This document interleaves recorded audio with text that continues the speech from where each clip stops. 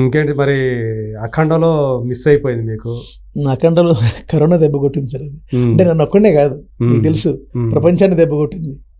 ప్రపంచాన్ని, ఎస్పెషల్లీ ఇండియాని, cinema field, అన్ని ఫీల్డ్ని దెబ్బ కొట్టింది. మీకు ఎలా దెబ్బ కొట్టింది? నాకు ఏం లేదు సార్, మంచి క్యారెక్టర్ ఇచ్చారు బోయపాటి సీన్ గారు. పాపం ఆయన 15 సీన్లు character, heroine combination, inspector character కామెడీగా ఇన్షర్ట్ చేసుకుంటే కొంచెం బొజ్జ ఉంటుంది, కామెడీగా చేశారు. ఓవర్ నైట్ నన్ను క్యారెక్టర్ కన్ఫర్మ్ చేశాడు.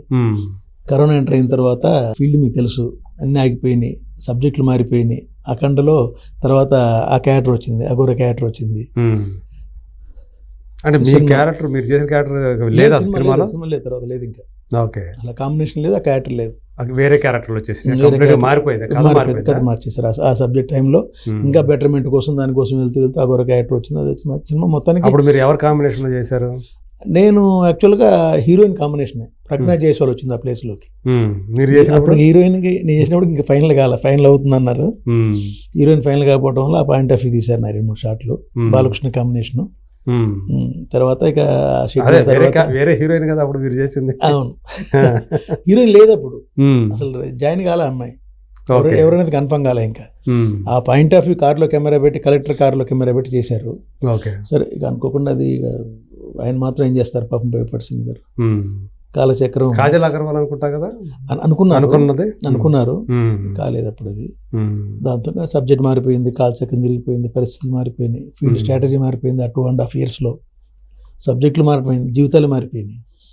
ఒకవేళ మీది కనుక, అంటే మీరు అక్కడ చూసి ఉంటారు కదా, ఇదే కరెక్ట్ అనిపించిందా? తర్వాత మీ క్యారెక్టర్ తీసేశారు కదా, ఇది బాగుంది, కరెక్ట్గా ఉంది అని చెప్పి అనిపించింది సార్. సబ్జెక్ట్ పరంగా వీళ్ళు చేసింది బాగుంది, బెటర్మెంట్లు వచ్చినాయి, ఇంకా బాగుంది. సినిమా ఆడింది, శివుని క్యారెక్టర్ బాగా పట్టింది. ఇండైరెక్ట్ గా బాలకృష్ణలో శివుని చూశారు, అక్కడ ఎక్కడ మీకు దేవుడిని చూపించాల. Akhanda power of the god, power of the Shiva god, దానికి అఘోర క్యారెక్టర్లో చూపించారు. అతని బ్యాక్డ్రాప్ కూడా, క్యారెక్టర్ బ్యాక్డ్రాప్ కూడా సొసైటీ బాగుండాలి. ఎవరైనా కానీ, పూజారులో లేకపోతే గొప్ప గొప్ప తాంత్రిక శక్తులు ఏదైనా కానీ, అది జనక్షేమం కోసం ఉండాలి తప్ప నాశనం కోసం ఉండకూడదని ఆ క్యారెక్టర్ తప్పన చివరిదాకా అది పట్టింది జనానికి బాగా, నార్త్ నుంచి ఇక్కడ దాకా.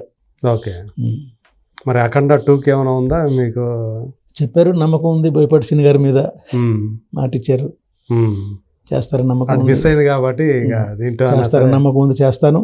ఒకవేళ పరిస్థితులు క్యారెక్టర్ కుదరకపోయినా కూడా అఖండ 2 కూడా ఆడాలని మనస్ఫూర్తిగా ఆడాలని కోరుకున్నా. పరిచయం ఆయన ముందే కోరుకుని ఆఫీస్కి వెళ్ళి అడిగి వచ్చాను. అది తప్పకుండా సార్, డైరెక్టర్లు అవకాశం ఉంటే పిలుస్తున్నారు నన్ను. పిలుస్తున్నారు, ఈ క్యారెక్టర్, ఒక ఎమ్మెల్యే క్యారెక్టర్, ఈ క్యారెక్టర్, ఒక పెద్ద మనిషి క్యారెక్టర్ తగ్గట్టుకు పిలుస్తున్నారు కంపల్సరీ. అది ఫీల్డ్ ఎప్పుడు నేను మర్చిపోను, ఎప్పుడు మర్చిపోలేదు. నేను డైరెక్షన్ చేసినప్పుడు కూడా చాలా మంది కొత్త ఆర్టిస్టులకి అవకాశాలు ఇచ్చాను నా సినిమాల్లో. ఇది కృష్ణానగర్లో తిండిలాగా తిరిగే వాళ్ళని చూశాను చాలా ఏళ్ళు. నేను వాళ్ళని పిలిచి మరీ వేషాలు ఇచ్చి, వాళ్ళకి రెమ్యునేషన్ ఇచ్చి మంచి క్యారెక్టర్లు ఇచ్చాను. సో అది మనల్ని కాపాడుతుంది అనుకుంటా. మా తల్లిదండ్రుల ఆశీర్వాదము, మా గురువు గారి ఆశీర్వాదము కంపల్సరీ ఉంటాయి సార్. ఆ బ్లెస్సింగ్స్ ఉంటాయి. బాలయ్యతో చేశారు మీరు సినిమాలు? బాలయ్య బాబుతో నేను వీరసింహారెడ్డి చేశాను. అఖండ మిస్ అయింది, వీరసింహారెడ్డి కూడా Malineni Gopichand cinema, crack cinema చేశా కరోనా టైంలో. క్రాక్లో ఒక ఎంపీ క్యారెక్టర్ చేశా. క్లైమాక్స్లో ఉంటుంది ఒక్కటే సీన్, ప్యాచ్ వర్క్ షెడ్యూల్. అది కోడైరెక్టర్ చెప్పి మరీ పిలిచాడు. నేను ఎందుకు వెళ్ళా, డైరెక్టర్తో పరిచయం ఏర్పడదు కదా అని వెళ్ళా. ప్యాచ్ వర్క్ ఉండొచ్చు ఉండకపోవచ్చు అని. ఒక్కటే సీన్ సార్, మంచి సీను. జయప్రకాష్ రెడ్డి గారి క్యారెక్టర్ లాంటిది స్లాంగ్, రాయలసీమ స్లాంగ్. కొండారెడ్డి, నేను ఎంపీ సుబ్బారెడ్డిని మాట్లాడుతుండా, ఎవడు నేను పోలీస్ స్టేషన్కి పిలిచిపోయినది, నా యాల్ది మన బ్యాక్గ్రౌండ్ ఉంది చెప్పలేకపోయినావా. ఇది సార్, అది మీ నంబర్. ఆ సినిమా హిట్ అయిన తర్వాత నేను ఊహించలే అసలు. 2 రోజుల్లో 2000 ఫోన్లు వచ్చినాయి. అరే ఏం బాగా చేసావా, జయప్రకాష్ రెడ్డి లాగా చేసావా అన్నారు. జయప్రకాష్ రెడ్డి లాగా చేసావంటాం, జయప్రకాష్ రెడ్డి నాకు బంధువు, జయప్రకాష్ రెడ్డి లాగా చేసావంటాం ఒక రకమైన ఇది మనకి ప్రశంస. మళ్ళీ నేను చేసిన జయప్రకాష్ రెడ్డి లాగా ఉందంటున్నారు ఏంటబ్బా, ఆయన నేను కాపీ కొట్టాను అనుకుంటారు, అదొకటి ఇది. కానీ మొత్తానికి అది మంచి పేరు అయితే ఇక్కడ స్క్రీన్ మీద ఒక్కడనే ఉంటా. అది అనుకోకుండా నేను పోయింది డైరెక్టర్తో పరిచయం వద్దని. పిలిచాడు కోడైరెక్టర్ గులాబ్ సీన్ అని పిలిచాడు. ఇక్కడ రామేశ్వరంలో చేశాను. అది యాజిటీస్గా ఉంది, సినిమా హిట్, మంచి పేరు వచ్చింది. ఆ తర్వాత అది చూసి నాకు కొన్ని క్యారెక్టర్లు వచ్చినాయి. అదే పెద్ద అలాగే నేను చలో సినిమా చేశాను, నాగేశ్వరి, పెద్ద హిట్. దాంట్లో హీరోయిన్ పెద్దనాన్నగా వేసా. చలో నాగశౌర్య అమ్మాయి first cinema, Rashmika first cinema heroine పెద్దనాన్నగా వేసాను. అనుకోకుండా సినిమా పెద్ద హిట్, అది మంచి పేరు వచ్చింది. వాళ్ళదే నర్తనశాల, నాగశౌర్య బ్యానర్, వాళ్ళ ఓన్ బ్యానర్. దాంట్లో పెద్ద క్యారెక్టర్ జయప్రకాష్ రెడ్డి బావమర్దికి వేసాను. నాకు భార్య, 2 పిల్లలు, ఫుల్ లెంత్ క్యారెక్టర్. ఆ సినిమా బ్యాడ్ లక్ ఏంటంటే ఒక్కోసారి అలా జరుగుతుంది. ఇప్పుడు కూడా చలో సినిమా వస్తే నాకు ఫోన్లు వస్తాయి స్క్రీన్ మీద, థియేటర్, ఇంట్లో, టీవీల్లో. మన నర్తనశాల అది ఒక్కోసారి అదే సార్, మనం అన్ని ఆడాలని కోరుకుంటాం, అన్ని క్యారెక్టర్లు నేనే చేయాలని కోరుకుంటా, కుదరదు. మనకు తగ్గ క్యారెక్టర్లు మనకు. బాలబాబు తోటి ఏమైనా కొంచెం పరిచయం ఉందా మీకు? అసలు పరిచయం అయ్యేది సార్, ఒక మూమెంట్లో అయ్యేది. నెక్స్ట్ డే మార్నింగే నాకు ఆయనతో సబ్జెక్ట్ సిట్టింగ్ ఉండేది 95లో. భూతాల రాజు గారు అని ఎన్టీఆర్ గారికి ఫ్యామిలీ ఫ్రెండ్, ఆయన ఇంట్లో ఆఫీస్. భూతాల గారు రేపు మార్నింగ్ 7:30కి బాలకృష్ణ గారితో సబ్జెక్ట్ సిట్టింగ్ నాకు, డైరెక్షన్ 96లోనా? 95-96. ఓకే. అది నాది 2వ సినిమా డైరెక్షన్ కోసం. తారక ప్రభు దీక్ష మహిమలు దాని తర్వాత గ్యాప్లో నేను దూరదర్శన్కి ఎపిసోడ్లు చేశాను, సింగిల్ ఎపిసోడ్స్, అవి short films, ad films. Uday Bhanu introduced by me, Uday Bhanu. అవునా? వీళ్ళంతా ఉదయ్ భాను, కృష్ణశ్రీ, వీళ్ళంతా. ఆ టైంలో ఎందుకు నా ఫస్ట్ సినిమాలో ధర్మం సుబ్రహ్మణ్యంకి సోమయాజులు నా హీరో, శంకరభరణం సోమయాజులు గారు నాకు హీరో. ధర్మం సుబ్రహ్మణ్యం గారికి నెగిటివ్ క్యారెక్టర్ ఇచ్చింది, నేను పెద్ద క్యారెక్టర్ సినిమాలో. అప్పటిదాకా ఆయన ఆనంద బ్రహ్మ దూరదర్శన్లో అందరినీ నవ్వులు. అవును, సినిమాల్లో నాదే పెద్ద క్యారెక్టర్ అప్పుడు ఆయనకి చేసాం. అట్లా అనుకోకుండా ఆ టైంలో భూతాల రాజు గారు నైట్ గుండెపోటుతో చనిపోయాడు. రేపు మార్నింగ్ బాలకృష్ణ గారితో సబ్జెక్ట్ సిట్టింగ్ అనుకున్నాం, ఆయన ఫిక్స్ చేశాడు. వెళ్దాం నాన్న అని చెప్పేసి నా స్కూటర్ మీద ఫిలిం నగర్ నుంచి ఆయన ఇంటికి, ఇప్పుడు ఉన్నాయి బాలకృష్ణ గారు, వెళ్ళాలి. నేను ఆఫీస్లోంచి నైట్, ఆ ఇంట్లో ఆఫీస్ నాది, ఇంటికి వెళ్ళిపోయాను. నైట్ ఫోన్ 12:30 భూతాల రాజు గారు చనిపోయారని. అట్లా కొన్ని బ్రేక్లు అయినాయి. సెట్లో ఎదురుపాటు నమస్కారం బాయ్, మంచి రెస్పాన్స్. అంటే మళ్ళీ ఆయన కలిసే అవకాశం రాలేదు? నేను వెళ్ళలేదు. కానీ బాలకృష్ణ గారు సెట్లో పర్ఫెక్ట్ ప్రొఫెషన్ ఇస్తారు. రిహార్సల్లో 50% చెప్తాడు, టేక్లో 200% చేస్తాడు. పర్ఫెక్ట్. నేను వీరసింహారెడ్డిలో క్యారెక్టర్ చేసేటప్పుడు ఆశ్చర్యపోయాను నేను. ఆయన ఆ డైలాగ్ దీనికి చెప్పే విధానానికి కానీ, రిహార్సల్కి, టేక్కి నేను క్లాప్స్ కొట్టే. ఫస్ట్ షాట్కి ఆ సీన్లో ఆయన ఎంట్రన్స్ ఉంటుంది, మీటింగ్, నేను, రవిశంకర్, అజయ్ ఘోష్, వరలక్ష్మి ఉన్నాం ఆ సీన్లో. 2 రోజులు చేసాము. ఆయన డైలాగ్ డెలివరీ పర్ఫెక్షన్కి బాగా హ్యాపీ ఫీల్ అయ్యాను. సెట్లో కూడా 7 o'clock వస్తాడు లొకేషన్కి. ఎన్టీ రామారావు గారి లాగానే ఆ క్యారోన్ నుంచి దిగి వచ్చాడంటే కెమెరా దగ్గర నుంచి మళ్ళీ క్యారోన్లో పోడు, మధ్యాహ్నం దాకా, లంచ్ దాకా పోడు, తీసుకొని చిన్న టేబుల్ వేసుకుని కూర్చుంటాడు. అంతే, పర్ఫెక్ట్. అంటే భోజనానికి మాత్రమే వెళ్తారు మళ్ళీ, అంతే. No buildups, no bodyguards, ఈ ఉండదు, బౌన్సర్ గేన్సర్లు ఏమి ఉండరు. చాలా సింపుల్గా, పర్ఫెక్ట్గా, ప్రొఫెషనలిజం. అవి జీన్స్ వస్తాయి సార్, ఎన్టీ రామారావు గారు జీన్స్ అవి కొన్ని కంపల్సరీ వస్తాయి. అదే, అంటే ఒక నటుడిగా ఆయన మీద అభిమానిస్తారా? కొన్ని క్యారెక్టర్లు ఆయనకు ముద్ర పడిపోయినాయి, ఆయనే చేయాలి. రాయలసీమ క్యారెక్టర్ కొన్ని చేస్తే ఆయనే చేయాలి. అఫ్కోర్స్ చిరంజీవి గారు కూడా చేశారు, ఇందిరా సినిమాలు, అవి మంచి సినిమాలే. బట్ కొన్ని క్యారెక్టర్లు ఆయనే చేయాలి బాలకృష్ణ గారు. ఇప్పుడు అఖండ సినిమాలో పార్ట్ 2లో బాలకృష్ణ గారు తప్ప ఇంకొకరు ఊహించుకోలేరు. అఘోరా క్యారెక్టర్ ఎందుకు ఆయనకి బాగా సెట్ అయింది అట్లా. ఆ బ్లాక్ డ్రెస్, అది కుంకుమ అసలు అది హైట్, అది మంచి హైట్. ఎందుకునో అక్కడ ఎక్కువ ఆయన విగ్గు కూడా ఉపయోగించాలి, ఒరిజినల్ గడ్డం. అది మరి బోయపాటి గారు ఎట్లా ఎంత తెలివిగా ఆలోచించేశారు. వాళ్ళిద్దరికి ఒక ఆ క్యారెక్టర్ గురించి, సబ్జెక్ట్ గురించి ఒక అండర్స్టాండింగ్ ఉంది వాళ్ళు. అందుగురించి వాళ్ళది అప్రతిహత. బాలకృష్ణ గారిని ఎలా చూపించాలనేది ఆయన బాగా ఫిక్స్ అయిపోయింది అందరూ. ఆయనకి నన్ను బోయపాటిని ఎలా చూపించాలో తెలుసు, సీన్కి బోయపాటికి అని చెప్పి ఈయనకి ఫీలింగ్, ఆ అండర్స్టాండింగ్ ఉంది ఇద్దరికి. అదే సీన్స్ కానీ, ఆ ఫైట్స్ కానీ, ఆ డైలాగ్స్, ఎవ్రీథింగ్. అదే, అందువల్ల హ్యాట్రిక్ కొట్టేశారు అంతే. ఒకదాని మించి ఒకటి, సింహ, లెజెండ్, అఖండ. ఇప్పుడు అఖండ 2 నో డౌట్ అండి, అది కూడా చేస్తారు, నో డౌట్. అది కూడా బ్లాక్ బస్టర్ అంటారా? అంతే, ఇంత టైం తీసుకున్నారు కాబట్టి ప్రతి సీను చేస్తారు. ఆ విధంగా బోయపాటి డిజైన్ చేస్తారు.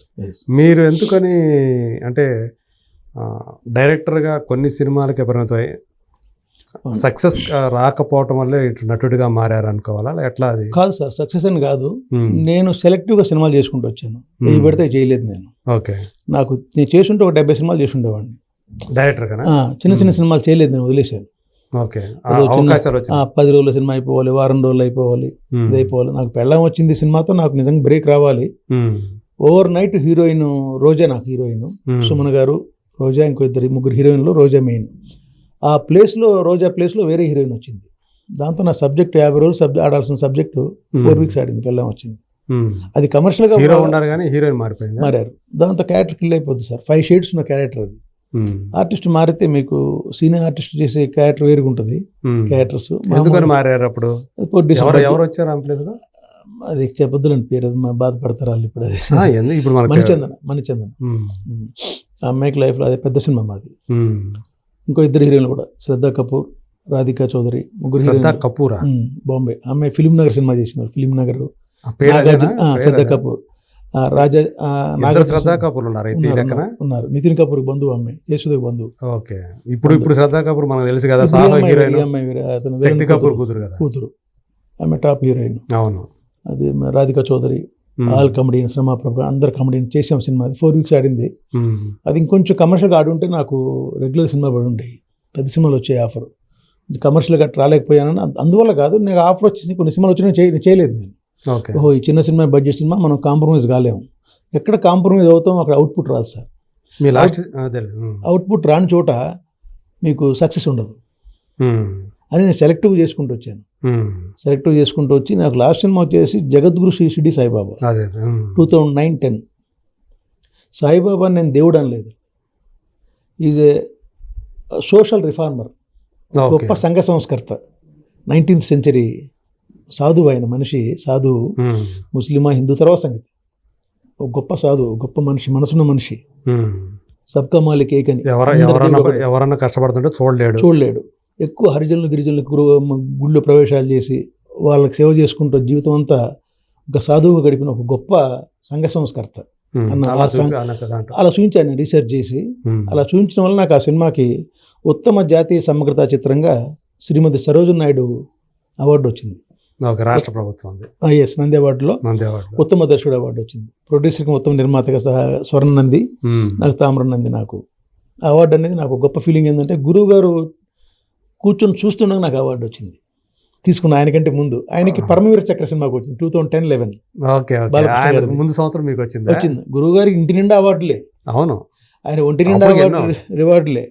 కానీ ఆ కేటగిరీ అవార్డు అంతకుముందు ఆయనకి రాలా. ఓకే, అది ఆయనకంటే ముందు నేను తీసుకున్నా. ఆయన చూస్తుండగా ఇట్స్ గ్రేట్ ఫీల్. పొద్దున్న మార్నింగ్ అడిగాడు, ఎరా మొత్తానికి సాధించవరా అన్నాడు. గొప్ప ఫీల్. ఆయన ఎక్కడ సార్, ఆయనకి మన కంపారిజన్ ఎక్కడండి?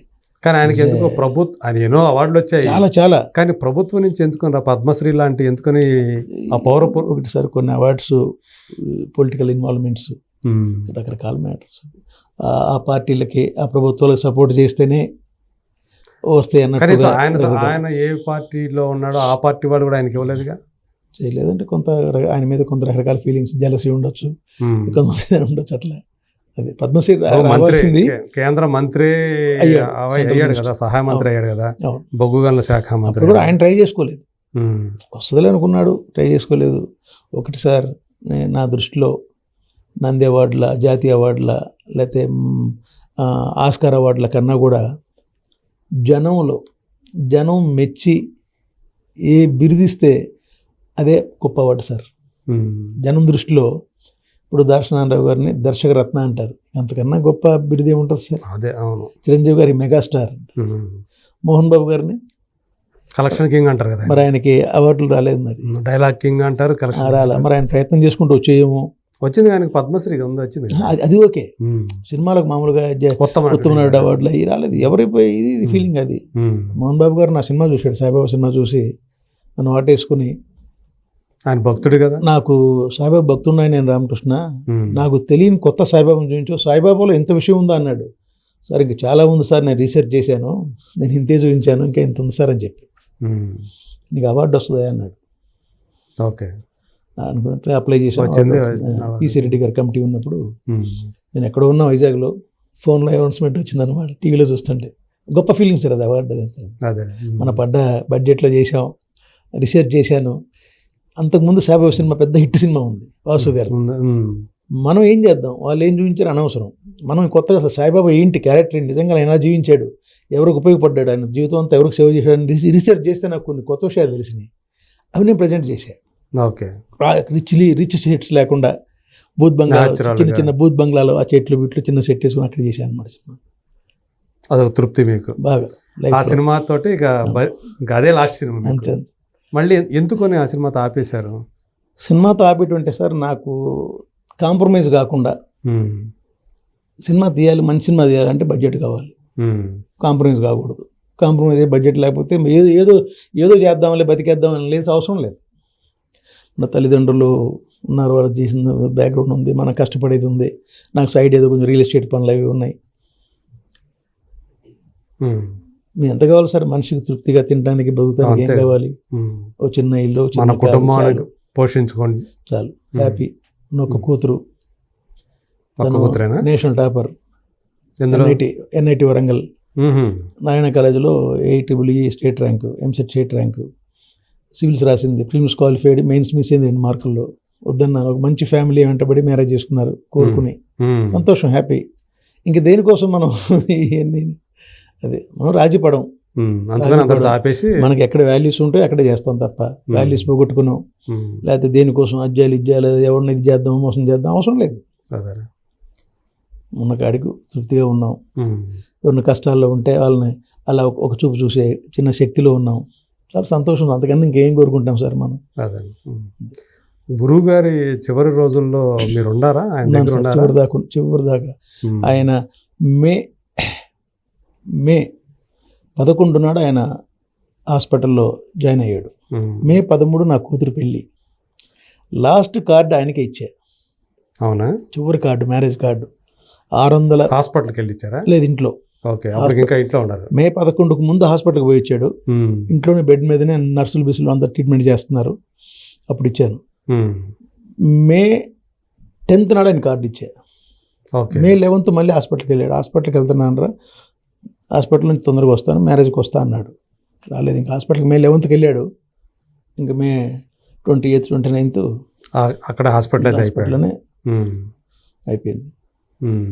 కిమ్స్ తీసుకొచ్చారు. ఆయన ఆపరేషన్ చేసుకోవడం, సర్జరీ చేయించుకోవడం ఆయన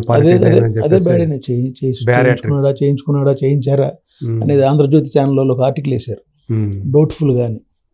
నిజంగా ఆయన ఇష్టమే చేసుకున్నాడా, ఇష్టం కాలేక చేసుకున్నాడా, ఎందుకు ఇన్ఫెక్షన్ అయింది లోపల, ఇంత పెద్ద హాస్పిటల్లో ఇన్ఫెక్షన్ అయింది చూసుకోలేదా అని డౌట్ఫుల్గా ఒక ఆర్టికల్ వేశాడు ఆంధ్రజ్యోతి రాధాకృష్ణ గారు. అంటే చేయించుకోవడం ఏంటంటే కొంచెం బరువు పెరగటం వల్ల ఆయన సినిమాలో నటిస్తున్నాడు కదా, బరువు తగ్గుతానికి చేయించుకుంటే బాగుంటుందని జాయిన్ చేశారు. ఏదో ఇన్ఫెక్షన్ అయింది లోపల, సంథింగ్ అంతే. ఫీల్డ్ అంతా ఎదురు చూసింది వస్తారని.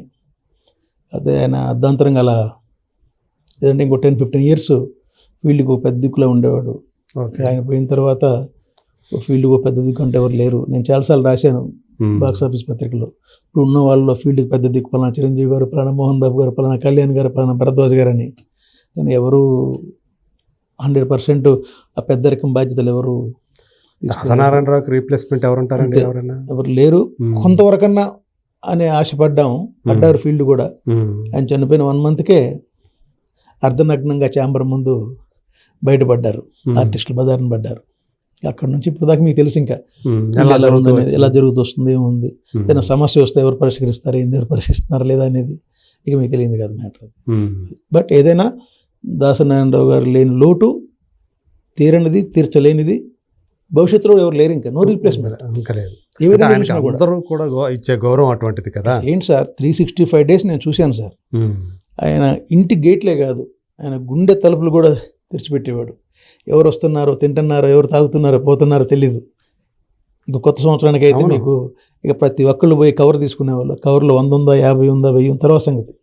ఆయన బర్త్డేకి ఒక పండగ సినిమా ఫీల్డ్లో. ఆ రోజు ఉన్నవాళ్ళు పోయి తినేవాళ్ళు, లేని వాళ్ళు 3 పూటలు తినేవాళ్ళు. ఆ రోజు ఆ పేదవాడి కడుపు నిండిపోయేది 3 పూటలు. పండగ 2 పండుగలు, కొత్త సంవత్సరం ఒకటి, ఆయన బర్త్డే ఒకటి. ఆ పండుగలు మిస్ అయిపోయినాయి. 2 పండుగలు మిస్ అయినాయి. మనకున్న సంక్రాంతి, దసరా, దీపావళి లాంటి పండుగల్లో ఫీల్డ్కి సంబంధించి 2 పండుగలు మిస్ అయిపోయినాయి. మీరు అంటే మీ అమ్మాయి పెళ్లి చేసిన మళ్ళీ ఏమైనా హాస్పిటల్కి వెళ్ళి చూసారా? లేదండి, హాస్పిటల్కి వెళ్తే అక్కడ అసలు ఎవరిని ఎంట్రీ చేయట్లేదు. అని చెప్పేసి అన్నారు. నేను పోదాం అనుకున్నా. ఈలోపు నాకు మ్యారేజ్ తర్వాత నా కాలికి చిన్న సర్జరీ అయిపోయి నేను బెడ్ మీద ఉన్నా యశోద హాస్పిటల్లో. అవునా? నేను డిశ్చార్జ్ అయ్యి ఇంటికి వచ్చాను. ఆ తర్వాత